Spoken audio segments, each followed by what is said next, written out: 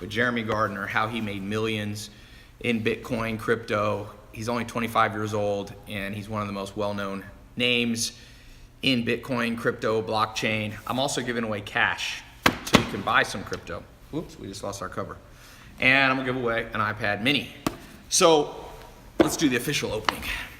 Okay, welcome to another episode of the Bitcoin Crypto Mentor Mastermind. I'm bringing in the smartest people in the world on Bitcoin, cryptocurrencies, blockchain. They're mentoring me and I'm sharing it with you. I'm a relative newbie to the space, and whenever I want to learn something, I bring in geniuses. So today, thanks for being here. My pleasure. We got Jeremy Gardner. He's 25 years old.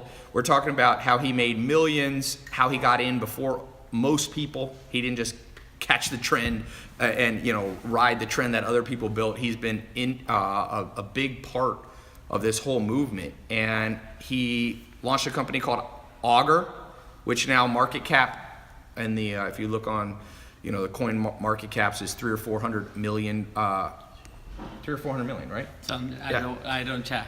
He doesn't even check. He was a founder, a partner, I should say, at Blockchain Capital with Brock Pierce, who was in the first episode. So he was the entrepreneur in residence. He's started a very well-known, it's nonprofit education for training people in colleges around the world.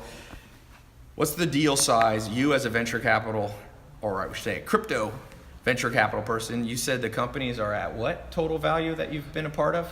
Well, just the companies coming out of the educational nonprofit I started are worth over $11 billion in total. Yeah, so we're gonna be talking about very important things for those of you wanting to learn at the cutting edge from the best.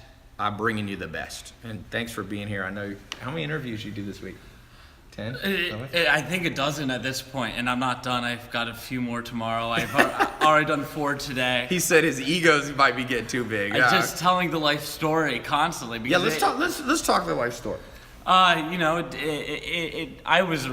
had a real rough and tumble adolescence. Got in a lot of trouble, arrested, thrown out of schools. Did not really have a very promising future.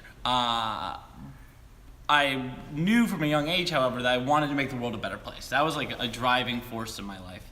And so beginning as a teenager and into my early 20s, being from a small farm town in western Massachusetts, I thought the way you changed the world and made it better was through politics. Okay. Boy. That was wrong. That was wrong. And I learned that in the summer after my sophomore year of college, I worked for the governor of Massachusetts. And then I actually ended up leaving the school I was at and working on the campaign of the woman who's now Attorney General of Massachusetts. Okay. And I became incredibly disillusioned with the role of money in politics and the inefficiency of government bureaucracy. And so for the next few months of my life, I kind of was at a loss with what I do. And I had first seen Bitcoin in 2011. It was in that's early. Yeah, super early. It was in Rolling Stone. I read about the Silk Road, this like black market, Amazon.com. I thought the Silk Road component was interesting, but Bitcoin just seemed stupid and hard to use. And I kind of forgot about it for a couple of years. And Bitcoin was like maybe $8 or $9 then. And then in 2013. I was working on this woman's campaign for Attorney General, and my friends were like, Bitcoin's going to $1,000. I was like, this is crazy, and I looked at the charts, and the buy side demand was just much greater than the sell side demand. Okay. And so I ended up buying Bitcoin. It was around $200, and then in the next month and a half, it went to over 1,000. So you got in at, what was the very first price you got in? It was 200. $200. But then I sold. I was like, this is a crazy pump and dump. This is a scam. This is a bubble. I don't know what it is, but I don't like it. And then sure enough, over the next couple of months after I sold, the price actually declined. And so it kind of vindicated me in the short term. So you were right in the short. Right in the short term. And then what happened was, but I didn't ever learn about the technology. But what happened was, after growing really disgusted with the world of politics, I transferred to the University of Michigan, and I just happened to move into an apartment that had this kid that was one of the first Bitcoin entrepreneurs living in it. He dropped out of school to start one of the first exchanges in the United States. Which one was it? It was called Bitbox. Okay. And the company had been defrauded, and he moved back to Michigan to kind of rebuild it. But he implored me to go and learn about this technology. I was like, it's good for buying drugs off the internet and for speculating. That's what people still think. Yeah, they think exactly, it's like, of course. this is a Silk Road. And I can relate to that. But he convinced me to actually start learning about the technology, and I didn't know anyone at Michigan, so I had nothing better to do. And he convinced me to join the University of Michigan Bitcoin Club. I was like, what's a What Bitcoin year is this? Club? This is now January 2014. Okay. And I meet the head of the Bitcoin Club, and at the first meetup, we head over early, and a reporter from USA Today shows up. And she mentions that there are Bitcoin clubs at MIT and Stanford, partway through the interview. And I hadn't had much to contribute before then, but from there, the politician in me saw this organizing opportunity. And I ended up reaching out to the heads of the MIT and Stanford clubs. That same night, they were already planning a call, actually. We got on a call. They were talking about their respective successes and failures as organizations, offering to share resources. And at the end of the call, I say, why don't we create an organization out of these Bitcoin clubs at these universities? And maybe by the end of the semester, we'd have a dozen Bitcoin clubs around the United States. At that time, everyone was like, sure, go ahead. And I just thought it was a resume booster. Right. But then So you didn't totally see it. I didn't totally see it yet. And I kept on learning about Bitcoin and getting more and more excited. What I realized was that the internet has been this extraordinary conduit for the exchange of information. Yeah. As a result, much of humanity's knowledge has been uploaded to the World Wide Web. However, if you want to exchange value online, yes, you still rely, whether that value is your house, your car, you want to sell the rights to your music, or just exchange money, you still rely on the same legacy institutions, such as banks and governments, that have existed for decades or even centuries. Yeah, the biggest innovation was like PayPal. Yeah, or something, and but PayPal that's and still, Venmo, which yeah, feel instantaneous for consumers, actually is taking days in the back Right. end to settle, and it usually goes through paper settlement. It's insane. Yeah. There actually hasn't been a tool that has allowed for the exchange of value that's as frictionless and peer-to-peer like email until Bitcoin. Yeah. And so as I began to actually read about Bitcoin, I was like, holy shit, like this is big. This is actually a way for us to not rely on those really just ugly legacy institutions. I had been at Occupy Wall Street in 2011, at Zuccotti Park, marching against the big banks, and nothing had been accomplished. Yeah. And all of a sudden I saw this tool that allowed you to have a bank account in your pocket. Like you didn't need a bank. You could be your own bank. And that was a really powerful concept. And that got me very excited. And so that got me excited. And then Mt. Gox, the world's largest Bitcoin exchange in the world, imploded. Mm-hmm. Why did it implode?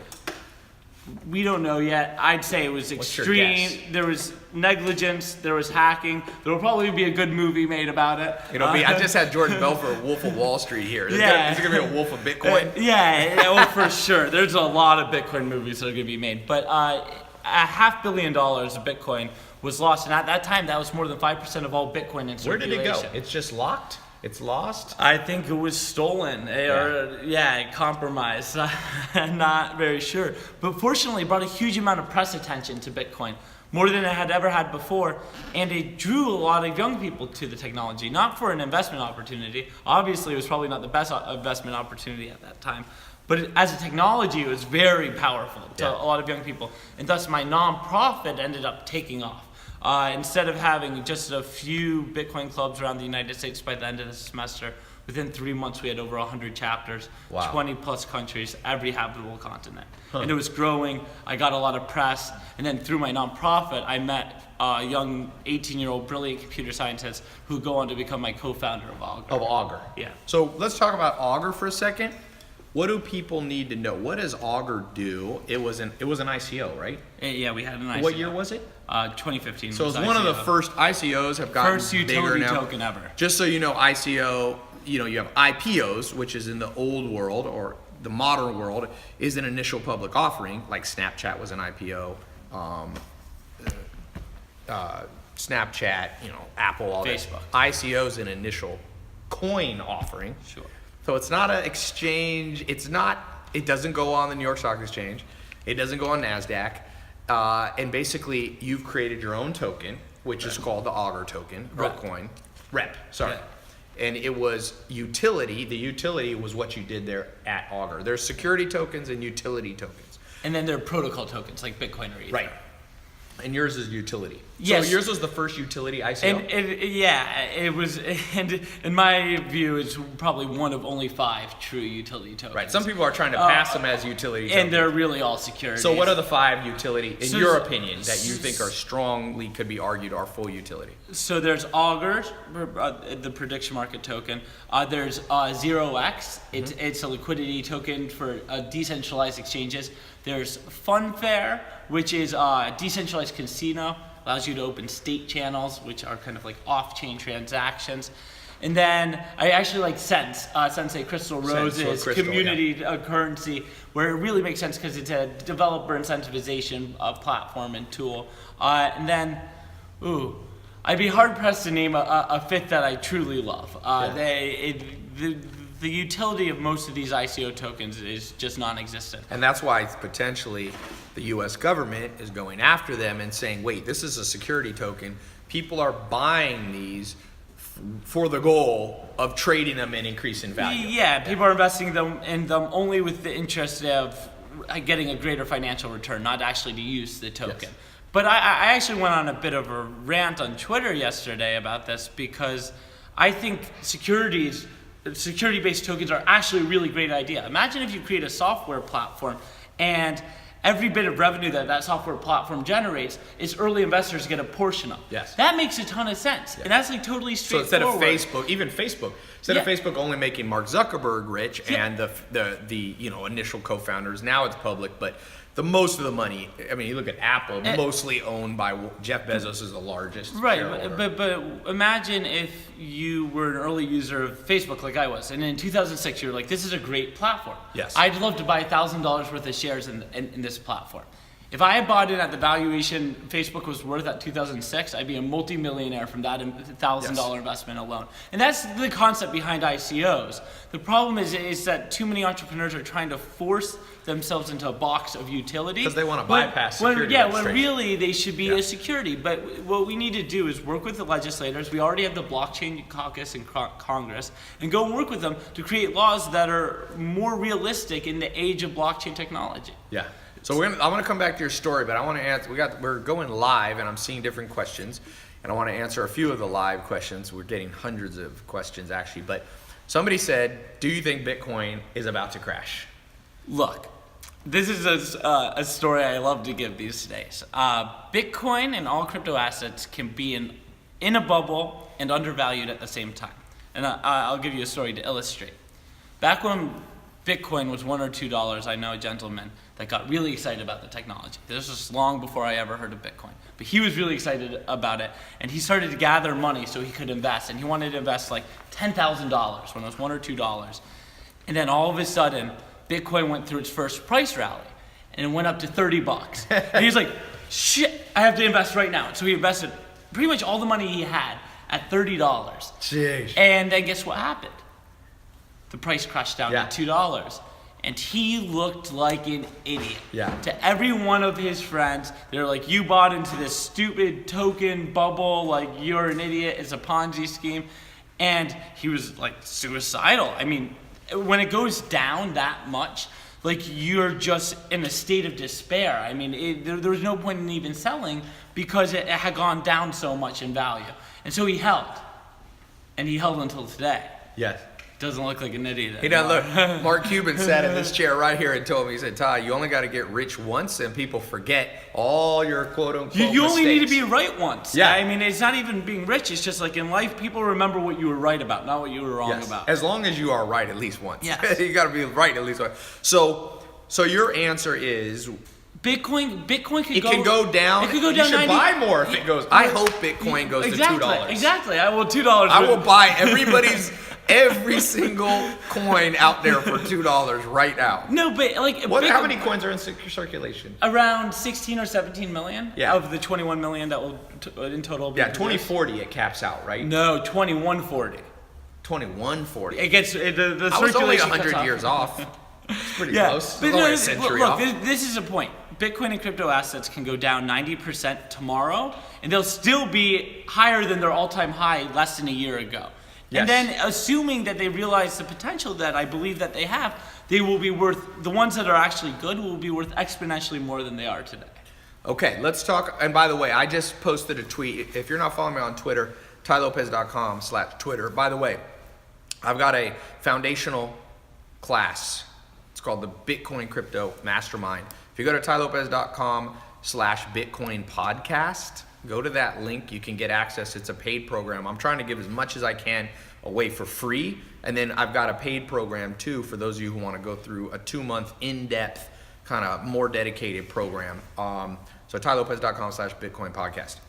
Jeremy, there was a question here on, there's a lot of other There's coins a lot of questions. besides Bitcoin, but one of the ones that I liked, somebody's talking about Ripple. Let's talk about Ripple. So Oh, Ripple, baby. we're gonna have a talk on Ripple. So just so you guys know, the largest coins that you hear about the news talking about is basically Bitcoin and Ethereum. Those are the two biggest market cap. But there's a lot of other ones. There's Bitcoin Cash, and there's Litecoin's been in the news a lot.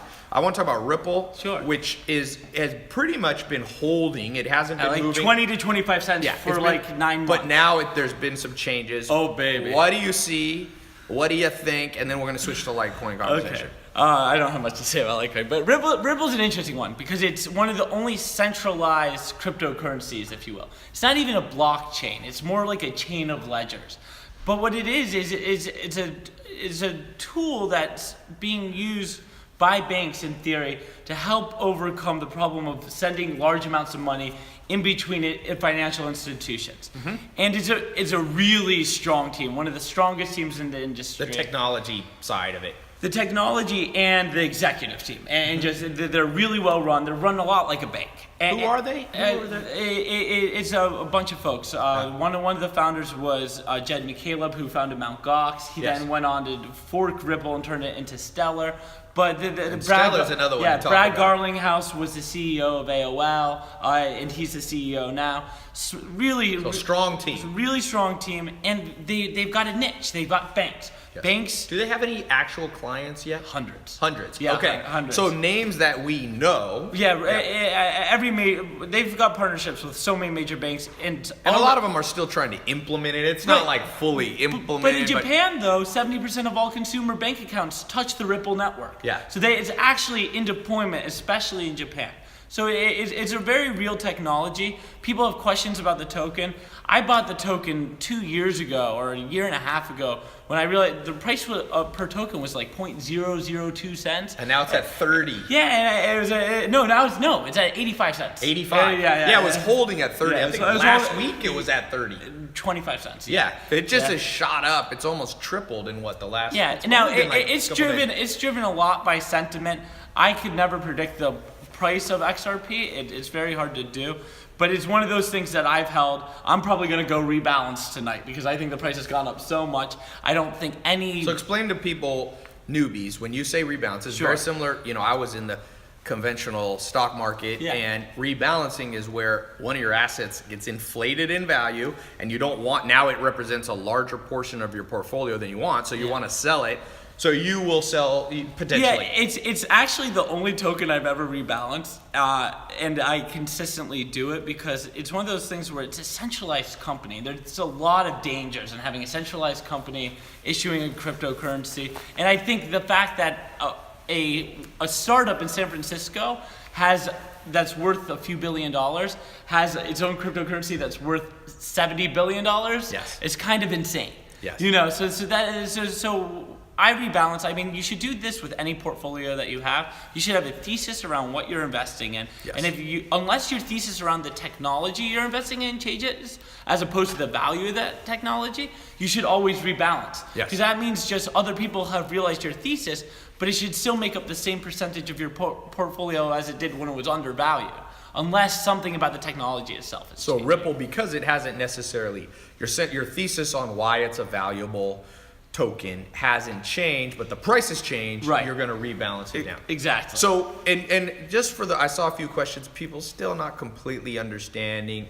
Explain maybe in even simpler terms how the Ripple technology is being used, let's say in banks in Japan. Right. So Ripple has 3 different components of its technology.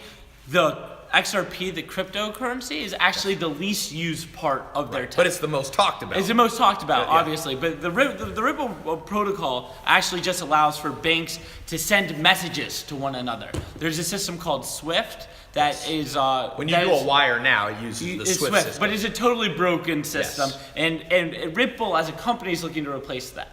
What its token is looking to do, which is kind of separate than its messaging system, is allow banks to more frictionlessly send money overseas to one another with greater liquidity and speed than they can now. So will the banks be using Yes, the token? so that's the thesis. Now, Yes. they're not really using it today. Not The using it. thesis is if this can reach $100 billion or $500 billion market cap, it can actually be an incredible liquidity tool, especially if it has the stability it historically has, except in these run-ups, Yes. where it actually stays between a very small number, between 20 and 25 cents for the past 9 months. Then it could be actually a really cool bank liquidity transfer tool. So if you were going to give a call for yourself at 80 cents, you feel like it's a bit high for you. It's not that it's a bit high. It's too big, too large of a part of your portfolio. I think right the now. whole crypto market is based off of speculative value right now. Yes. And that the same goes for XRP. XRP has a really strong company behind it and strong partnerships behind it, and thus it makes sense that it's highly valued. But I can't reasonably say any of the companies, I can't even say Bitcoin or Ether are reasonably priced right now, because in reality, they're probably not, but they're based off of future value, and thus they could go up exponentially more than they are right now, and that's why we'll never sell any of these in their entirety. You just kind of have to rebalance and decide sometimes when you're going to take cash off the table. Yeah. So now let's switch. Let's go back to your story, then we'll come back to Litecoin. Sure. And we can talk about Stellar and some things. Some of these smaller cryptocurrencies are less well known in mainstream. Crypto people know about them, but mainstream doesn't. The media hasn't caught up. So going back to your story, how did it feel to make a ton of money? Let's talk about money, because this is complicated for people. Yeah, I mean, so people, because I'm 25, and because I have all these different things on my resume, people love to talk about how I've made a ton of money. I love to party all over the world. Yeah, because you don't mind partying. No, I love partying. I love partying, but the money component, as long as I have the money to go travel around the world, Freedom. yeah, party, adventure, and go invest in technologies I think are going to make the world a better place, that's all I care about. Like, I don't care about cars, I don't care about clothes, I don't own any houses, I don't own any boats. Like, that's not what I value. What I invest my money into is almost entirely into startups, into new technologies, into people, really. I do a lot of philanthropy. And then my money, yeah, I mean, my money I spend, on food and drink. That's really it. And you have something called the Crypto Mansion. Yeah, the Crypto Castle. Castle, sorry. Gotta have a little alliteration, the double C's. Everything I do, I try to do with alliteration. So, Crypto Castle, how many people living at this Crypto Castle? Right now, I'm not sure. Maybe 7, 8. It fluctuates, And so it's kind of a cross between getting work done and having fun. Yeah, well, it's incredible. I mean, Augur was started there. Comma AI, the self-driving car startup, was founded in my basement. There's a whole trading operation from a couple former bankers that just quit their jobs to go. Because you're starting your own crypto hedge fund, right? Correct. Or is it a VC fund? It's a hybrid, hybrid VC. venture fund. Yeah, but it's A veg fund. It's pretty much when I moved to San Francisco in 2014, I realized that there were no central social places for the people in the blockchain industry, and I wanted to have a gathering place where people could go hang out. So with the Augur team, when we raised a bit of money, we found this great house in the Potrero Hill neighborhood. 3 stories, sweeping views of San Francisco and the Bay, and just one big open 3rd floor where people could just come hang out and talk. And I do crypto cookouts where we barbecue, and just interesting people can come and talk about this technology and like mesh and just explore this technology further. It's not a huge party place, I throw parties there, but they tend to be fairly intellectual. You go out, you party more at clubs. Yeah. I've seen you at clubs. We were at the Mondrian Sky Bar. You had we'll leave it at you had You had a bit of fun. Yeah, always. I mean, What's the point of money if you don't enjoy it, right? To me, I've got an ethos, and it has nothing to do with money. It's this: in order for me to be happy in life, I have to have two things. I have to be working towards changing the world at scale, and having fun. And it's a constant rebalancing. Back to that term.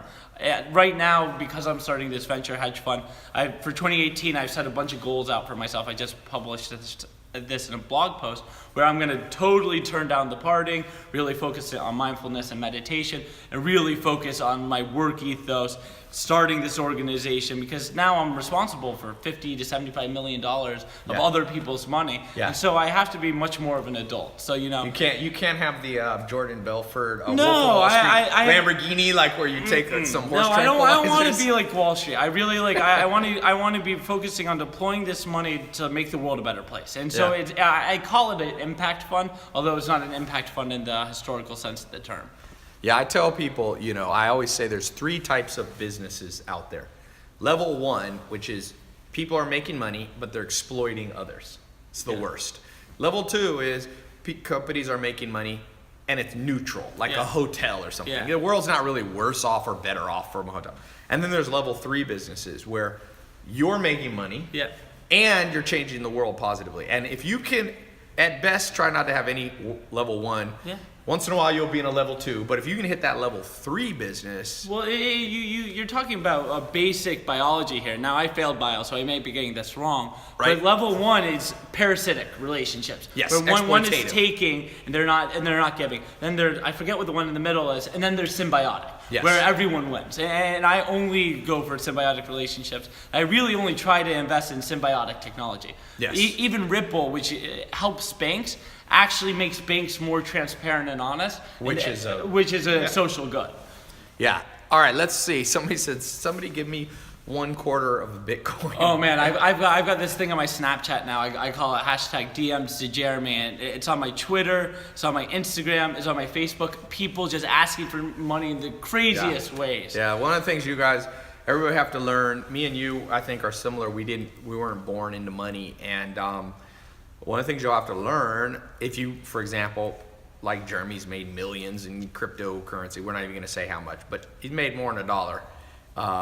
And when you don't come from money, same with me, all of a sudden you have to learn how to negotiate the world differently, because people are like, hey, because everybody goes, well, why can't you just give me 25 grand? You're like, if I give it to everybody, I'd give away $100 million and God knows where it would go. So. I got given some advice when I was younger. It's like, every loan you'll give is charity.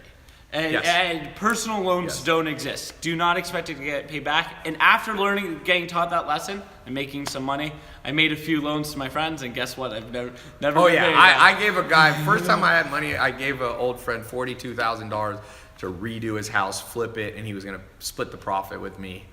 No. I've made exactly 0 cents back. I wrote that off a long time.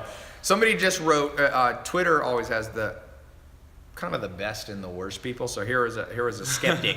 He said, but he's talking to you, Jeremy, are you just a paper millionaire because you haven't necessarily sold? So it's not paper, it's liquid. I can spend my crypto. I can literally call an OTC desk right now and sell millions of dollars worth of crypto. But do you make it a practice as part of your investment overall strategy to move some of the profits into fiat currencies, US dollars? I'm really irresponsible. So I do it. You said you're really irresponsible. I mean, enough. So I'm just so bullish on this thesis. If crypto goes down 90 cents, 90%, I'm totally fine. Right. And so I just need enough money to live, to pay my rent. My rent's super cheap. I don't have many expenses in my life. So no, I'm in the asset class I think will perform the best. Although the one place where I do cash out of crypto is I invest in startups a lot. I'm an angel investor. Yeah. So I actively invest in startups that won't necessarily take Bitcoin, although I've been getting them too sometimes, and I'll cash out for that. But for the most part,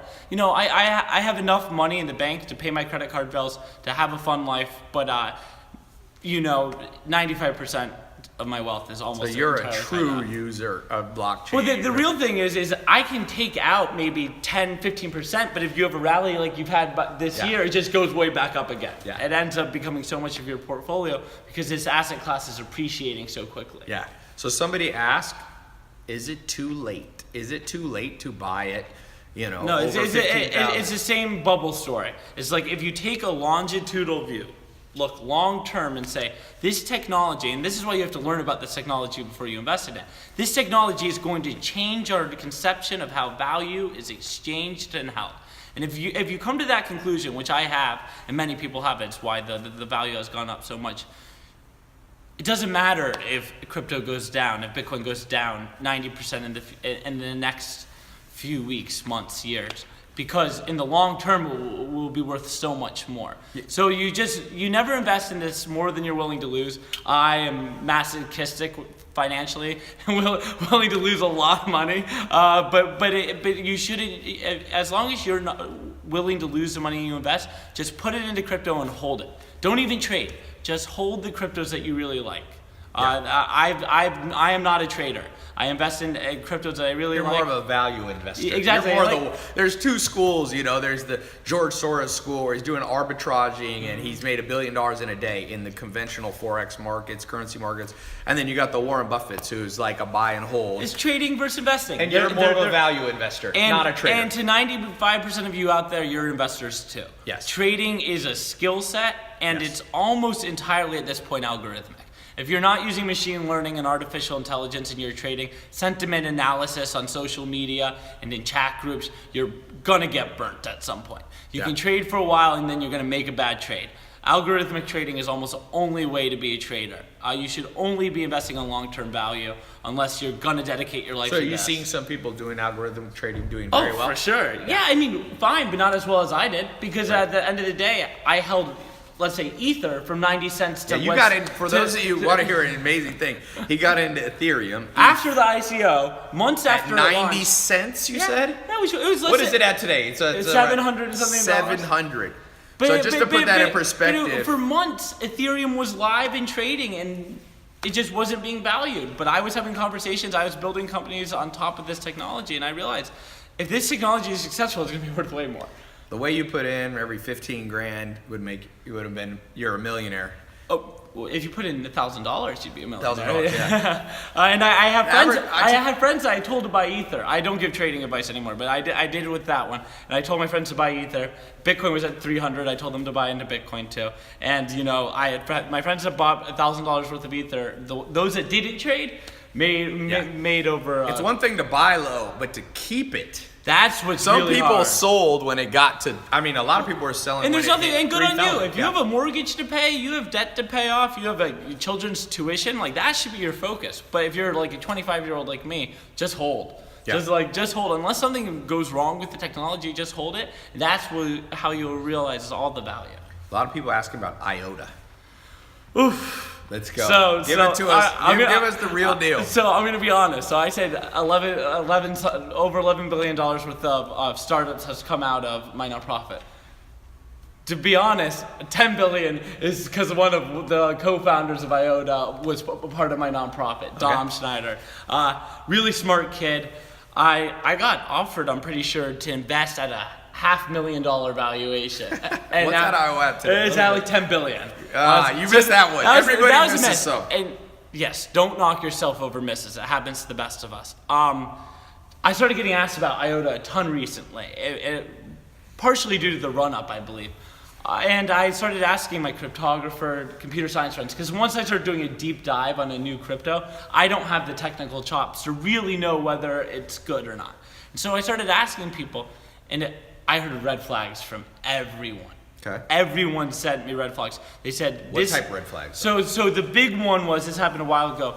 The cryptography is all open source. So Bitcoin's cryptography, Litecoin, they use SHA-256, SHA-3, different hashing algorithms. These guys tried to roll their own cryptography for IOTA, which is something that's totally unconventional. You don't do in crypto. It's something that should be totally peer-reviewed. It's very academic, usually comes out of MIT. And these guys try to create their own cryptographic algorithm for securing the IOTA network, their Tangle network, I believe. And apparently there were some massive flaws in this. And it showed a level of arrogance and immaturity in the team that really alarmed a lot of people. And Dom, the student I have, who I really adore, I think he's 20, 21. And look, IOTA is... We got 20-year-olds in this game being worth Yeah, I mean, 100 million plus. Vitalik, the creator of Ethereum, Yeah. was 19 when he invented it. So, and Joey, my co-founder, was 18 when we dropped out of school together. So, it actually is not. He had just turned 19. But the reality is that this technology can be very nascent. I think IOTA is overvalued. I think a lot of these cryptos are overvalued. But I'm not really investing in cryptos right now that are worth So over for someone, $1 billion. I see people asking, what is IOTA? We got a lot of people on. So they are a blockchain, and I may be wrong. I don't know them that well. I've only recently educated myself a bit about them, but it's pretty much a blockchain for IoT and supply chains, the Internet of Things. And it's a very ambitious project. They use a very different sort of technology than what other blockchains do that should make it more scalable and much cheaper to When you say scalable, it's faster? It grows. It can handle many more transactions on the network as it gets bigger. Where Bitcoin has kind of it has has a huge scalability issues. Yeah. But so it's interesting. I would be skeptical about any sort of blockchain that hasn't realized or demonstrated clear value that's worth over $1 billion. I think XRP, Ethereum, Bitcoin actually have demonstrated very clear value that makes them worth so much. But any blockchain technology, any crypto token that's valued above $1 billion, you don't see any real world deployments on top of it. Like even CryptoKitties on top of Ethereum is a great use case. It shows that there's a demand for a digital scarcity online. And it seems that Ether has proved itself as It's getting there. The smart contract side of things. Oh yeah, I mean, most ICOs are launching on it. It's being used. It's got very strong use cases. So just be hesitant. I don't give trading advice, but I don't own IOTA. I'd like to see them develop further, hear some good reviews from computer scientists, and then So let's do a speed round here because people are asking. There's a lot of coins out there. There's literally 1,000 plus besides the one you heard about. Neo, thoughts? It is vaporware. If you're interested in blockchain technology team out of East Asia, check out Quantum. You like that more? I'm very biased. I was the only American angel in their pre-sale, and now they're worth over $1 billion. And Neo, to explain what Neo is, real quick. Neo tends to be the Chinese Ethereum, pretty much. Whereas Quantum actually has some real technological innovation. They take the Ethereum virtual machine, they pair it with the Bitcoin UTXO transaction style, and they use proof of stake for consensus. It's a cool technology. The team is incredibly strong. So they're based where? They're based primarily in Shanghai, but I think moving more towards Singapore, and also have an office in Denver. But just look at the GitHub code repositories of Neo versus Quantum, and you'll see why Quantum is a much better bet if you have an East Asia thesis, which I do. And by the way, if we're losing some of you, the whole point of this show and this live call and what I'm doing is I want to get people in a place to, number one, understand this stuff's probably not going to be stopped. Bill Gates has said, hey, we're not stopping it. It's a tour de force. Even who was it, Janet Yellen, the big, U.S. Fed, Federal Reserve, she said, look, this is outside of our, she's not a big believer, but she's like, this stuff is its own world that's being developed. This is kind of like the internet in the late 1990s. Get with the program or be left behind. Even Microsoft and Bill Gates got left behind. They didn't catch this. So if you feel a little bit like, oh, I'm lost here, that's good. Yeah. You want to be, I always am trying to get myself around people or in rooms where I feel lost because always be the dumbest person in the room. It's like lifting weights. If you're the strongest person, if you're your own personal trainer, you're not going to be as strong as if you have somebody stronger than you pushing you for the next rep. So this is mental reps, trying to get you guys smarter. So let's talk about, somebody talked about Steam. Steam's interesting. They're one of those first strong use cases for proof of stake, which doesn't require mining like in the Bitcoin network, which is much less energy intensive. It's interesting. I don't like these social network plays really. So just so you guys know, Steam is kind of like a Reddit. Yeah, decentralized Reddit. Blockchain Reddit. I'm just not bullish on that. I think information is meant to be free. I don't think people are going to want to pay for information. I think. Although net neutrality, we should talk about Well, that. what do you think about the net neutrality? Just came out today. It was crazy. Getting repealed. I mean, it's crazy. Good or bad? Is it as big a deal as you think people are making of it? So It's the I've end got of the like world? super liberal, progressive parents in Western Massachusetts. They're freaking out. They're like, the internet is over. It's like, you guys weren't even on the internet until after May. And by the way, let it be over, because the blockchain, if you talk to like Brock, your partner at Blockchain Yeah. Capital, he says the internet is an intermediary step. Like we had like TV and conventional kind of communication, phones, modems, faxes, and then the internet was stage 2, and he says the blockchain will replace everything. Yeah, I think it will underline almost all value exchange in the world. But even thinks websites, Right. like Steam is an example Yes. of this. So what's really the only upside I see to net neutrality is that it will be a catalyst for innovation in this Yes. Web 3.0. It'll speed up blockchain. More people working in the internet industry, especially at the infrastructural level, will be like, well, there's not much we can do with what we have now. Let's move to blockchain technology. That's an upside, but I mean, I'm very upset about what happened. Somebody talked about Salt. I'm going to have one of the co-founders of Salt here on the show. He's trying to jump in here. But that's a whole, Salt, what do you think? Salt has a use case. For what it's someone being like me, used- if you have large gains in crypto and you want to not Get some cash cash out, without some liquidity. You loan them your crypto and they loan you cash. Yes. And if the price of crypto goes up, Yes. they give you the full value of your crypto.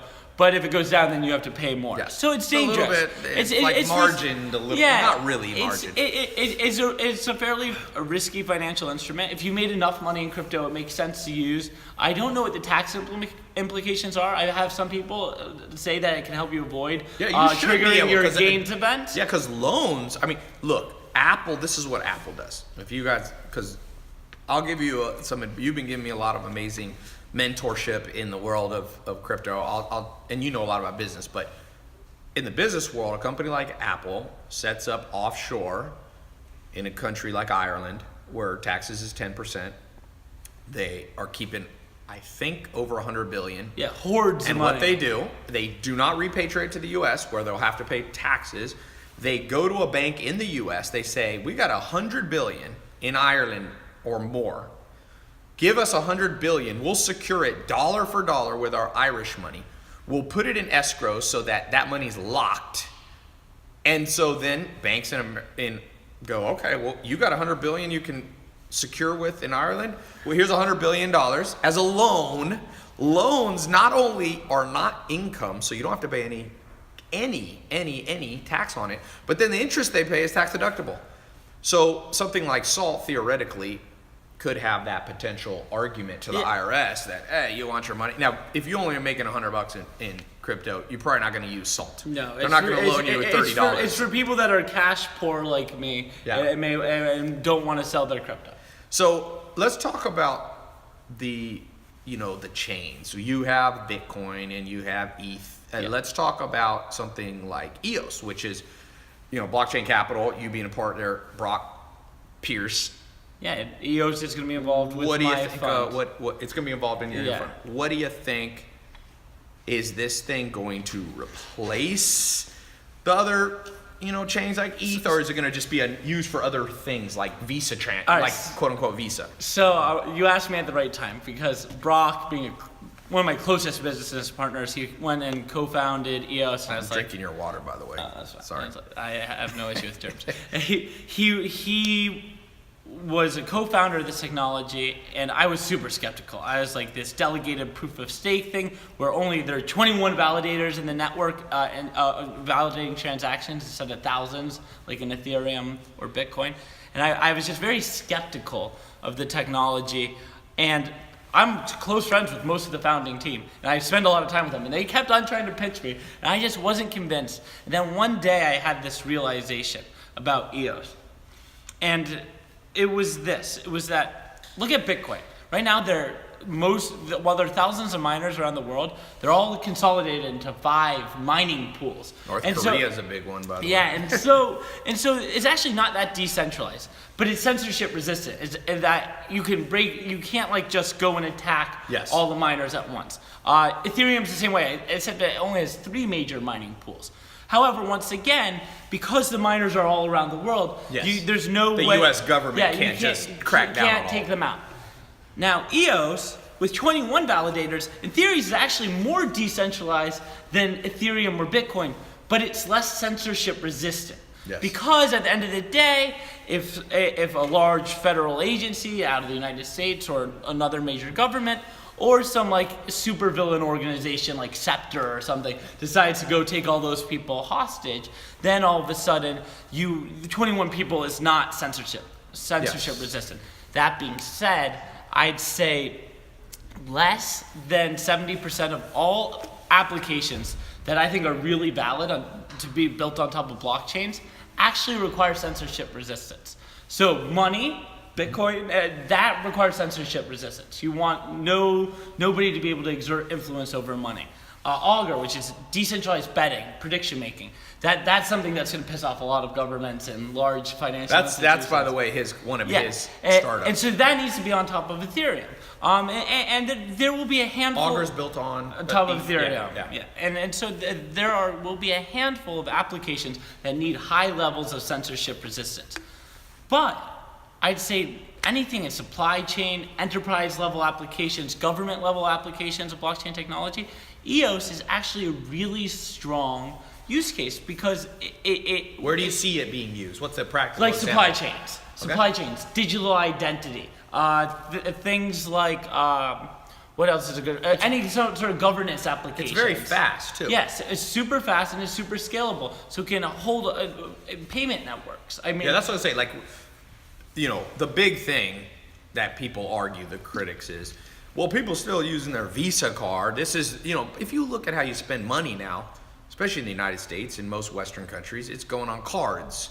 And Bitcoin probably can't handle that, right? If all of a sudden everybody was doing their credit card transaction on Bitcoin network, it's going to explode. The Bitcoin network can handle up to about 7 transactions a second. Yeah. The Visa network can handle up to 6,000. Yeah. But and the EOS is they claim over tens of thousands. Yeah, faster than the Visa network. And this is also one of the reasons why you can't do micropayments with Visa. Unless you're like iTunes and Apple, very few vendors can get payment relationships where they can accept less than $100 or $1 per transaction. Yeah, because there's too much cost to it. So if you're talking about content sharing and content creating, yes, like something like Steam.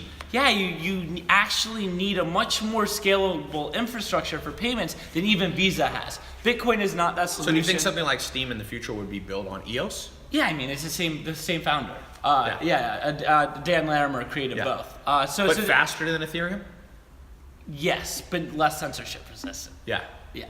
But Ethereum will go to proof of stake, but proof of stake still won't be as fast as delegated proof of stake, which is what EOS has. Yeah, so proof of stake, basically Bitcoin is not proof of stake. No, it's proof of work. So and proof of work. Proof of work. That's why you have miners. Yeah, so it requires all these like supercomputers all around the world. Proof of stake is less computationally intensive. Anybody that owns Ether, for example, could stake their Ether, which allows for the validation of transactions. But still, every staker in the network still has to validate a transaction, which means thousands of computers have to validate every single transaction in the network, and that's just not scalable. So let's talk about this. I want to go through. You good to keep talking? I can talk for days. I'm literally in interview mode, man. I mean, that's good. You guys are getting lucky. Jeremy Gardner, for those of you coming in late, he is. This is gonna need. No. It's gonna need a charge. Oh, gotcha. Jeremy Gardner, he is 25 years old. He's made millions, and he's being conservative here on the show. He's made a ton of money with crypto. He has been in it, got into the Ether under $1. He's a partner, and now he's switching to his own fund, but in blockchain capital, which is really the biggest and most well-known. First guys to invest in blockchain technology. Blockchain technology with Brock Pierce, who was also on my show. you guys are watching the live version. For those of you listening later, we'll have it on YouTube and Facebook and on my new blockchain podcast. It's the Ty Lopez Bitcoin. It's already, I don't know if you saw it, shot to number 10 in the world of all podcasts. Oh, I'm sure. And now everyone wants to learn about Bitcoin. Yeah, it's number 2 in business, last I checked today. So make sure you subscribe to that, because this is stuff you are learning from the smartest people in the world. And the whole idea here is I'm a relative newbie to the world of crypto. I mean, I've been watching it for a while, but I've been around the game of money for quite a long time, over a decade. And whenever I want to learn something, I believe in mentors. So I go out and find people, and so today's mentor that's being shared with you is Jeremy, and he built Augur, which is a couple $100 million market cap on the company, a prediction kind of betting tool built on the blockchain. And we've had, Brock Pierce, we had William on, one of the top traders. He built the trading desk for Science, the crypto trading desk. And if you want to learn even I managed Will as a DJ when he was in college. Really? Yeah, we went to college together. Yeah, and I was his manager. That's funny. And so for those of you who want to go a little more in-depth, then we can even go on the show, because we're not going to go for days and days. I've got a 60-day program. You go to tylopez.com/Bitcoin podcast, and it'll take you, and you can enter. It's a paid program. Isn't that the URL? tylopez.com/Bitcoin podcast? Yeah. So let's talk about exchanges and wallets. This is a big thing, and I think one of the things, I was reading an article or a note, I think it was from either Vitalik or Vinny Lingam or one of these guys, and they were talking about one of the problems now why banks more money's in the conventional banking world. It's very simple, whereas wallets are complicated for people, and people are having to learn these new things like private keys, and oh my gosh, I store it in cold storage and hot wallet. It's very confusing for people. To be your own bank, which you're allowed to kind of do with crypto, is scary to people. Mm-hmm. So what do you think, for people new in the game, let's talk about your initial purchase of some of this cryptocurrency, whether it be the big ones, Bitcoin, Litecoin, Ethereum, or the alternative coins. We've talked about Stellar, and we've talked about Ripple and stuff. Where do you recommend people start buying? Do they buy? Coinbase is the biggest. Yeah. What others do you like? If you're in the U.S., Coinbase is really your best option. I mean, unless you're comfortable with a traditional financial exchange and that trading interface, Coinbase has GDAX, which is GDAX. Like that. Kraken, I think you can buy it from now, and there's Gemini out of New York. That's those three you like the best. Well, no. So those are good for exchange interfaces. Yes. If you just want a simple buy-sell interface, Coinbase is the best. Circle used to be great, but they shut down that business a while ago. I'm sure they're regretting it now. I don't even know. I mean, Coinbase, now let's talk about to buy altcoins, because Coinbase, you're not necessarily buying, Ripple, you're not buying Stellar, you're not buying Cents, you're not buying, Correct. So where do you recommend people buy for the alternatives? So first of all, don't keep your money on the exchange if you're comfortable securing it yourself. There's a massive amount of exchange risk. These exchanges get hacked, and Bitcoin is crypto is like cash. It's not like a stock. It's not like a wire. It's not like a credit card charge. Once it's gone, it's gone. Yeah, if you lose your cash, if you leave 10,000, if you have my true story, my dad came once in my life. I didn't grow up with my dad, but once in my life when I started making a little bit of money, I sent him a ticket. I said, let's go on a trip to Puerto Rico. Only trip I ever did in my life with my dad. So he flies in, meets me in Puerto Rico, and he's having a heart attack. He's not literally, but he's like, Ty, this is the worst day of my life. I want to go back to LA. I'm like, Dad, what happened? He's like, so my dad was unbanked. One of the things that crypto is going to help with is the unbanked. My dad was born in Harlem, not to a wealthy family. His dad worked in the mechanic in the subway system. Harlem is not a rich place. My dad never has had a bank account in his life to this day. He's never had a credit card. He doesn't trust it. My dad went to prison, so he doesn't love the system. And so he kept in cash. So we're in Puerto Rico, and he goes, I have $3,000 in my sock. And my sock is not in my luggage anymore. You lose it. You lose $3,000. You can't walk up to somebody, even if you saw them steal the cash from you, unless you have proof, video of them taking it, they are just like, No, I already had $3,000. You're gonna have to snuff them. You're gonna have to Don't tag snuff them, but that's what, now we know how Jeremy thinks. He may murder you if you steal the money. But Don't steal my money. Yeah, don't steal your money, or he has Pablo Escobar's cousin coming for you. So let's talk. So if you lose, if you put money on exchange and the exchange folds, like what's the one you were talking about earlier? That folded exchange? Circle. No, not Circle. You're talking about earlier, the big one that got Mt. hacked. Gox. Yeah. So there's precedent for these things disappearing. So if you're gonna take your money, so Gemini, Kraken, Coinbase, if you're taking your money off, okay, what do you like? Cold storage is really good. I mean, so I like Coinbase because they're insured. Yes. So like, unless you're responsible, which you probably will be if you get hacked, but if they get hacked, all their money is insured up to every single coin that they hold. Does it have a limit though on FDIC? No, it's a broader insurance than that. It's Okay, like they it's don't not have just FDIC. they don't have FDIC. So insurance. keeping it in Coinbase is It's fine if you're gonna keep it on if you have exchange. good security and don't have your phone number Yes. used as a recovery What do option. you use? Do you use like a Google Auth? Yeah, so use Google Auth and then That's an app you download called Google Authenticator. It's on your phone. It continually changes numbers when you go to log in. That way, if somebody stole your password, they would need your phone. Yes. So don't let your phone be stolen, by the way. Yeah, and it's same with your email addresses. They should not have a recovery number that's associated with your public phone number. Get a Google Voice number or something. Yeah, because if you use your main phone number and that thing goes down, I mean, there's been instances where people have called in. This happened. swapped. No, this has happened just to every single person I worked with. I'm the Really? only one of my close colleagues I know. So is that didn't using a get Google hacked. number? Was that a trick? No, so what? Well, yes. So that's why they didn't get me. They couldn't transfer because them. my phone number wasn't associated with any of my online accounts. So that was really big. But if you want to secure your crypto, hardware wallets are a great place to start. Trezor. Yeah. I just got my Ledger Nano Blue, which is like a little iPad Yep. where you can see all your cryptos on. You believe in a dedicated laptop? One I of my should. trader buddies, he's like, Yeah. dude, I got a laptop I don't use for anything else. I should. I should 100% have my own laptop, like a little Chromebook. It's fine. It Yep. costs $200. You know, Yep. $150 off Amazon.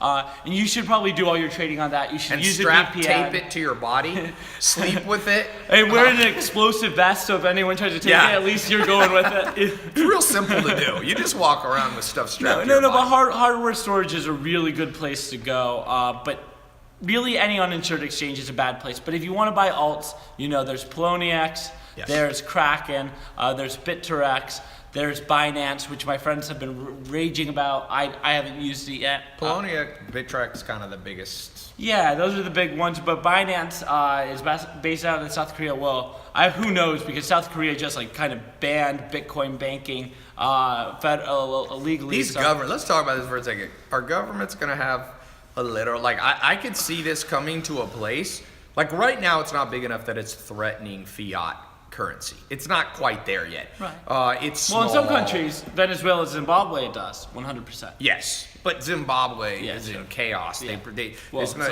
so is Venezuela. yes, Venezuela, but it's still, Venezuela is even this massive Yeah. dictatorship. But Venezuela's kind of embraced it with their own coin, Petro coin. Oh, or that's something. crazy. Who knows what that God, is? I don't recommend buying anything put together by Don't the buy Venezuelan don't buy government. government issued It's called a cryptocurrency. dictator coin. Yeah. Who wants a Joseph Stalin coin? So, do you think there comes a time when the U.S. government, this happened in Russia, this happened in China, this happened in Korea, do you think there is a time where the U.S. government goes, hell no, and they'll say that it's a threat to the stability of the U.S. finance system and the global economy, so they're going to have reasons to come in. What's your worry there, if any? So 4 years ago when I got into this industry, that was the number one existential threat to crypto. Yes. And then since then, it's actually much more become internal strife, especially within Bitcoin. But now moving forward to today, after having suffered so many hacks, so much bad PR, so many bad things have happened in crypto, I'm now actually convinced once again that probably the largest real long-term threat to crypto assets are probably state actors, primarily the United States. That being said, Usually you don't hear it that way. Usually state actors is like bad actors. No, it's really just the United States, and I'm pretty sure that's not a real threat. We've done such an incredible job as an industry going and being proactive with legislators, with regulators. We have our own caucus in Congress, the Blockchain Caucus. I've met with many of those senators and House representatives, and they get it. And there aren't really any true enemies of crypto. Now, what I think will happen is that eventually, just like what's happening in China and Russia, where they're creating their state-issued, distributed ledger-based cryptocurrencies, but that will be stable and obviously issued by the government. I think we'll probably see that in the U.S. Janet Yellen said that they had... That was yesterday or a couple days ago. Well, yeah, a little while ago, Janet Yellen repeatedly actually said that the government had to explore a blockchain or distributed ledger-based dollar. But that's much, much different than a cryptocurrency. Yeah. Cryptocurrencies are totally public, auditable. Usually they're floating. These are state issued and are actually much scarier than the currencies that we have today because they are they're like big brother coins. Yes. Because with the Bitcoin blockchain, you have a publicly auditable history of every single transaction that's ever occurred. But with U.S.-backed cryptocurrency, they know who's making every transaction, what you're transacting, a level of detail that is not currently available in conventional cryptos. Just remember this. If you could go back in history, a time machine, year by year back, and listen to the predictions that were made each year, predictions are somewhat of a fool's game. And when you meet people, this is why it kind of pisses me off. What was the big banker, Jamie Dimon. Jamie Dimon. These people making these definitive claims are just idiots. Yeah, now he's probably not an idiot. He probably has some. Jamie Dimon's very smart. Yeah, but he has some underlying. He's protecting his own interests. Yeah, but that's still bullshit. Yeah, I don't like but that. look, he has a publicly traded company. He has to maintain shareholder value. Yeah, but just shut up about it. If you don't lie. Don't be like, oh. I mean, but you look at and he's backtracked. He's like, oh, maybe. He goes back and forth. Don't listen to bankers and their opinion on Bitcoin unless they like it, and then you can listen to them. No, but don't listen. Hey, this is one thing I like Charlie Munger, a business partner of Warren Buffett, billionaires. They said, beware of extreme ideologies. When you meet people who say, a Bitcoin will be at 1 million tomorrow, buy today, they're probably wrong. It's too extreme of an ideology. When you meet people who say, oh, Bitcoin will crash and this is the next tulip mania, which people don't know what tulip mania. First of all, tulip mania in the 1700s, tulips had very little utility. It wasn't storable. It didn't have finite number of circulation like Bitcoin. It's not a good analogy. No. So why not be in the middle? That's how intelligent people talk. Yeah, know what you don't know. I don't even claim to be an expert on this stuff. There is no expert. You know, one of my biggest things that pisses me off, like now I'm posting a little more on my Twitter and stuff, and I have a pretty big Twitter following, so I get to have every weirdo in the world reply, and people are like, Ty, you're new to this. And I'm like, how fucking long have you been in it? 2 years. Since 2016. Whoa, you are a fucking OG of money. You just because the shit's gone up in the 1 year, you didn't have shit to do with it. Did you build the fucking blockchain technologies that is going? No.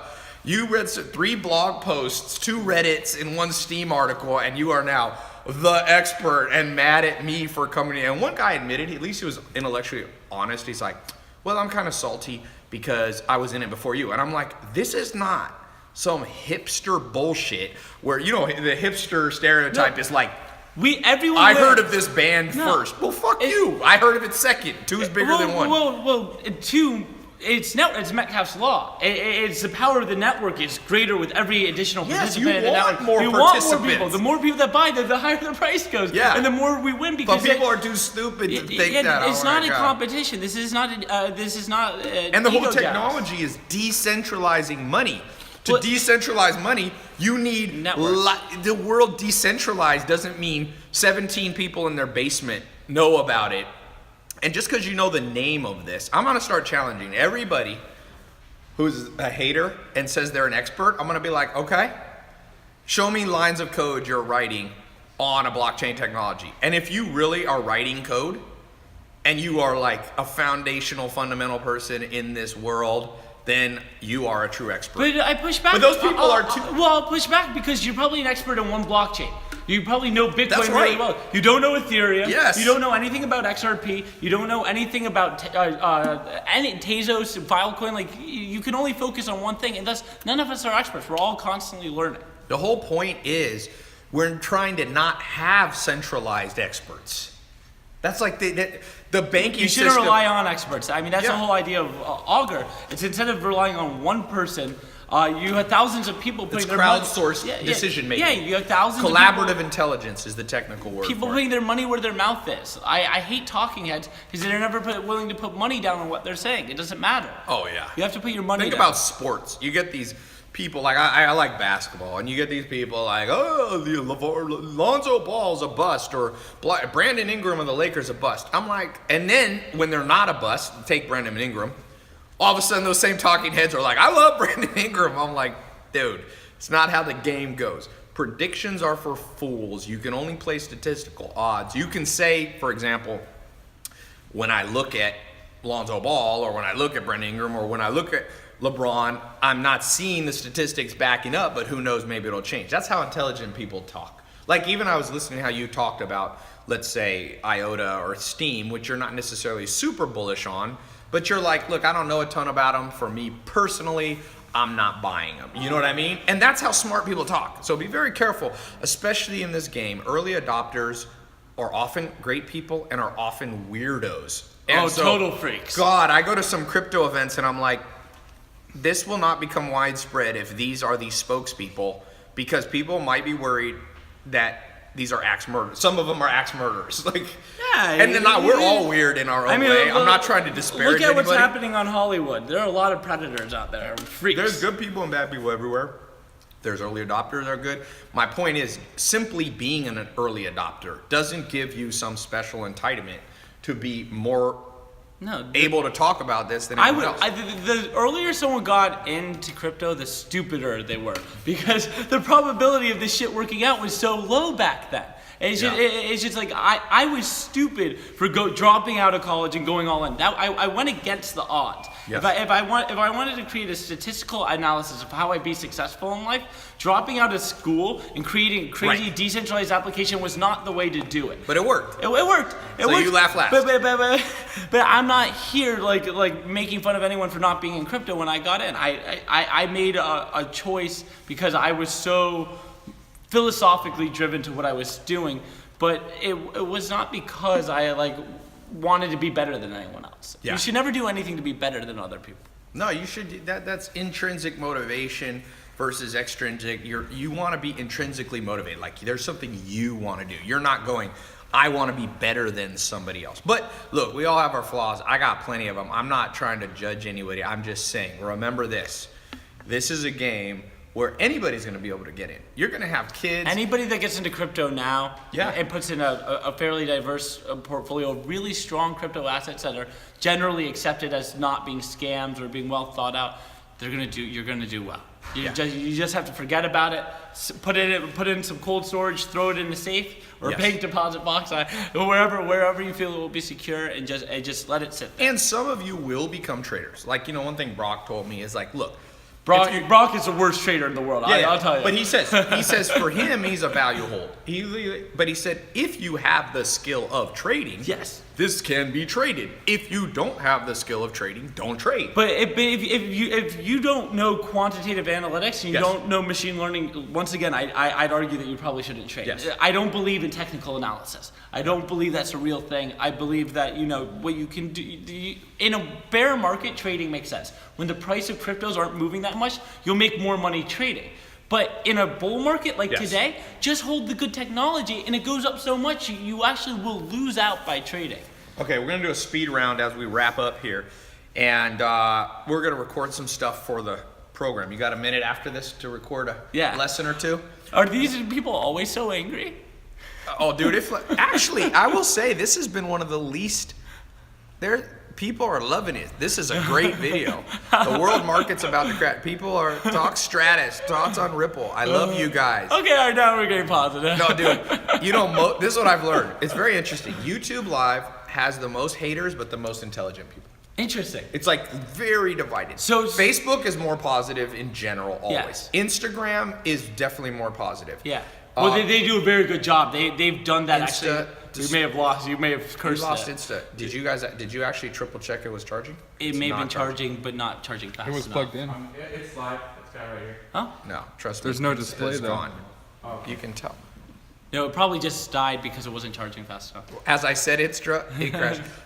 Twitter is interesting because Twitter for sure has the most kids in their basement, But Twitter, but also has a lot of crypto smart people. if you want to learn about crypto in real time, the best place to learn, there's no website, there's no news site, no forum better than crypto. You just need to follow Better the right than people. Twitter. Yeah, better than Twitter. Twitter. Yeah. Twitter or you like Steam. I mean, there's stuff on Twitter, YouTube. but Steam is kind of biased. You don't get any Right. real Bitcoin people on it. I think but Twitter is just full of brilliant people having really smart conversations in real time. It's where I get most of my crypto news. It's a great tool. So let's talk about. I'm gonna do a speed run. How come these are not? How come these are dead? They were like at 20% when we started. I don't know why it wasn't charging all the way. But I'm saying they should start at 100 before we start the show. That doesn't make sense to be at 20%. All right, I'm gonna do a speed round. So I'm going on CoinMarketCap. We're just gonna talk about some coins that we haven't talked about because for some people, they're interested in, Bitcoin, which is kind of gold 2.0, and other people are interested in these other dealios. All right, live. Let's get our Instagram back. What the fuck is that? Is that a 10 or an 8 plus? 8+. Okay, let me do this. I'm gonna give away some cash giveaway while we do this. Let's give away $100. You can buy a little Bitcoin with this. What is the name of the company that Jeremy started that is a predictive tool, predictive marketing analysis tool, kind of like a betting tool using collaborative You got intelligence? a misspelling on the top left. All right, I'm gonna pick yeah. one. Let's see here. Get someone that spells it right. Get someone that spells it right. That guy. All right. Armin, are you helping taking pictures? Okay. Which one? I don't care. Tarek said augur. A-U-G-U-R. Marco, Ty is actually really intelligent and seeing things before they're really big or even bigger. Cardano, somebody talk. Let's start. Somebody mentioned Cardano. So $100 will be PayPaling. Cardano's a new one. I know Charles Hoskinson, the founder of Cardano. Super smart. He's had issues with leading teams before. What is Cardano's white paper? I think it's kind is? of like a better version of Ethereum, kind of like EOS. So it's a platform people are going to build Yeah, it's a on. new blockchain. Yeah. But I don't know nearly enough about it to talk about it, so I'll leave it at that. All right, I'm pulling up CoinMarketCap, and we're just going to go through. Actually, you know what? Here's what we're going to do. We're going to wrap this up. We're going to be doing a lesson for those of you who are in the program at tylopez.com/Bitcoin podcast. This is going to be a fascinating lesson. So those of you, we basically have a mastermind. I'm bringing in, trying to share. We just shared an hour and 12 minutes of free information. Very powerful stuff. But I want to take a handful of you through a 60-day mentorship. That the mentorship I'm going through with these smart guys, these top foundational people like Jeremy, like Brock, all these different teachers like William. And so we're going to do a lesson right now for those of you that are already in. If you're not in, go tylopez.com/Bitcoin podcast. 2 words, Bitcoin podcast. And you'll see the page, you'll see how much it costs, you'll see all that stuff. So You want to say that again here for Insta? no, we're done with Insta. So we're gonna wrap up. I'm gonna give away, we said, an iPad mini. And the next question is, what is the name of the technology or the company that banks are using in Japan that Jeremy was talking about? First person, not Litecoin. We're gonna let them all catch up here. Somebody said Apple. Got some of the letters correct, but you don't have all of them. Let's see. All right, let's pick a winner here on YouTube. Tell me when to. No, we did YouTube last time. Let's do Twitter. Tell me when to stop. Wait, don't Is there a look. girl? Don't look. You She gotta. looks cute. Oh. No, you can't pick like that. Well, so I'm trying to. I'm just choosing based off the pictures. No, don't do can't that. Close your eyes. Close your eyes and do it. Now. All right. Ripple. Ripple. We got it. No sickness or something? We're sending you this bad boy. It's an iPad mini 4, 128 gigs. Thank you. If you live too far away to ship it, we'll send you the money.